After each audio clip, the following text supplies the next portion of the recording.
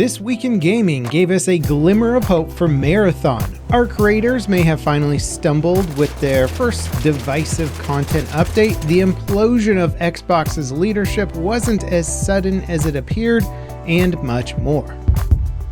Bungie's upcoming sci-fi extraction shooter Marathon kicked off a server slam playtest event yesterday to an impressive 143,000 concurrent players on Steam alone. Across the internet, gamers seem to view the title as a make-or-break moment for the studio Bungie, who seem to be on the ropes following Destiny 2's decline and PlayStation stepping in to radically mix up the studio's leadership in recent years. The original playtest for Marathon garnered very mixed reactions and even uncovered theft of an independent artist's work.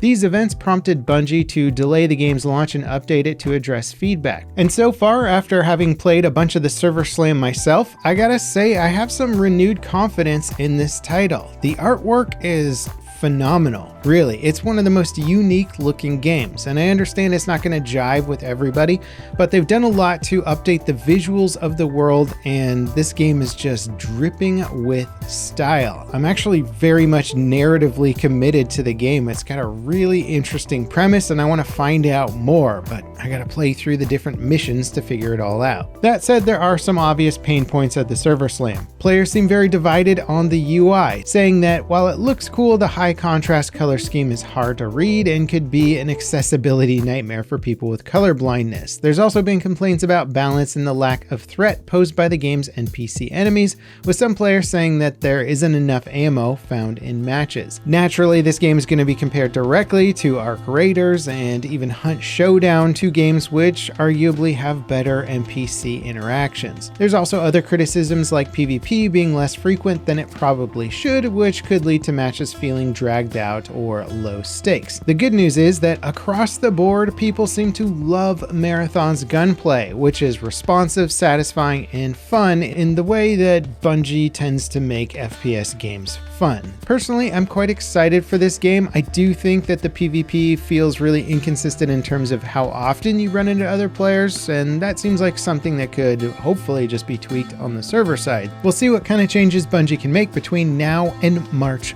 5th, which is when the game will launch. It's going to retail for $40. Arc Raiders' latest content update is proving to be a bit controversial. It adds a new hurricane map condition that reduces visibility and causes constant shield damage while you're exposed to the elements. The update also includes 2 new Arc enemies, plus some big balance changes to the more starter tier guns like the Stitcher, while making wolf packs and other high-end gadgets a bit harder to craft. Personally, I think players just love Arc so much that they want fun, new, interesting content for it on a much more regular basis, and the only thing that's going to really scratch that itch in the long run is going to be a new map. Luckily, Arc has a new map coming soon, and Shrouded Sky is overall a pretty solid update. The hurricane map condition ultimately adds more flavor and variety to the game while being a totally optional event. If you don't like it, you don't have to play it. It sounds like the sudden departure of multiple longtime Xbox executives, including the head of the division, Phil Spencer, wasn't entirely out of the blue. Since the news broke late last Friday, we have learned that Spencer's retirement was mostly planned, and Sarah Bond, who served as CEO of Xbox, was internally disliked for coming up with the apparently disastrous "This is an Xbox" campaign. That campaign kicked off in 2024, changing the brand's identity from a focus on console gaming to a platform for Xbox games, with PC, smart TV, handhelds, and other third-party devices being heavily featured. Microsoft held Xbox to some astronomical expectations like 30% profit margins back in 2023, but over the last 2 years, Xbox hardware sales have fallen 32%. That is likely due in part to "This is an Xbox" marketing and the price increases for the Xbox consoles, making them less affordable. Now, the Xbox department's new leader, Asha Sharma, released a statement saying that she's against soulless AI slop, but also revealed that Microsoft plans to expand Xbox across PC, mobile, and cloud platforms. From my perspective, it just seems like Microsoft is floundering, trying to figure out what to do to rein in Xbox's revenue. They're probably betting heavy on AI, and we'll just have to wait and see how the chips fall on this one, but, you know, most of the community doesn't seem overly enthusiastic. Believe it or not, the PvP FPS MOBA raid shooter hybrid style game called Highguard is still clinging to life with a new update that introduces Raid Rush, a 5v5 mode with no looting phase between base attacks. Considering the looting phase and general exploration gameplay of Highguard was one of the weaker aspects, this could help shift things in the right direction, but I don't think too many people are betting on Highguard having a comeback. It also certainly didn't help the studio's image when people found out that Tencent was secretly funding the whole project and that they were still calling themselves an indie title. Now, Tencent dropping Highguard's funding may not be an isolated incident. This week, the Chinese megacorporation also shut down TiMi Montreal, one of the 3 TiMi studios in North America. The Montreal studio had been working on an unannounced game for around 4 years. TiMi is one of Tencent's mobile gaming brands and is the world's largest developer by revenue. Insomniac's upcoming action-adventure Wolverine game finally has a release date. It launches for PlayStation 5 on September 15th. The game was initially revealed due to a devastating leak that exposed Insomniac's long-term plans for the next several years, including internal footage of the game's teaser trailer and unfinished playable prototype of the game. Despite the leaks, it seems like everyone is pretty excited for Wolverine, especially considering the critical and commercial success of Insomniac's Spider-Man series.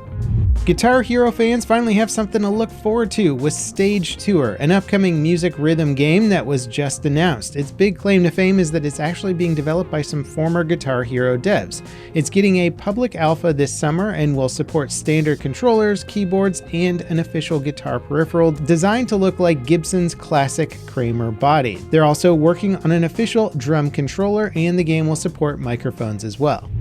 Capcom has officially launched Resident Evil Requiem, and early impressions suggest that this is one of the franchise's most deliberate tonal resets in years. Rather than continuing to escalate the action-oriented Resident Evils from the later entries in the franchise, Requiem turns the series back towards the more slow-burn horror, psychological tension vibes that some of the earlier games had. Players have been describing the game as far more focused on dread than spectacle. Combat is present, but the encounters are spaced out and often avoidable, with resource scarcity playing a much bigger role than it did in the recent entries. Requiem seems to be resonating the most with longtime fans who have wanted the series to stay closer to the tone of Resident Evil 7 rather than drifting into that blockbuster action-y territory. Personally, I've played the beginning of the game and I love the pacing of it. It does remind me of the early games in the franchise, and it's also visually just stunning.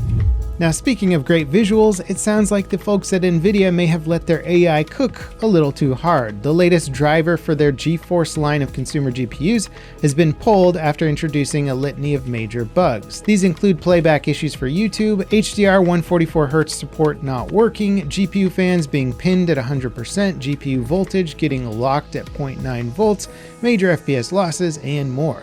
The reason this particular snafu is a big deal is that it includes game-ready optimizations for Resident Evil Requiem. Thankfully, the game is still plenty playable without the driver and seems to run just fine, but hopefully Nvidia can turn things around and get an improved driver released soon. Now, if you care more about a game's substance than its graphics, check out this video on a game called Silverfish. It is basically a stalker-ish style survival shooter, but you're sort of like an animal person, a furry, really. You fight other animals. Just watch the video, check it out. I think it's a really cool game, an indie game to be aware of. And as always, thank you guys so much for watching. I'll see you next time. This is Level Cap, signing off.